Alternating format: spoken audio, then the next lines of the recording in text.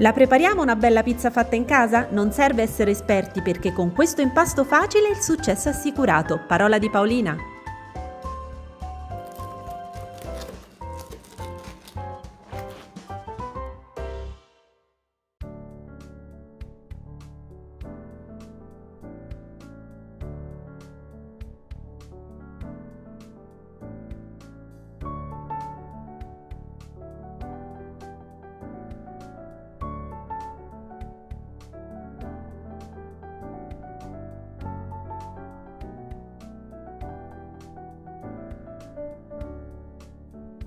Per questo impasto è importante usare una farina di media forza perché è in grado di sostenere l'alta idratazione e di sviluppare una buona maglia glutinica. Vi lascio altri dettagli sulla farina qui sotto in descrizione.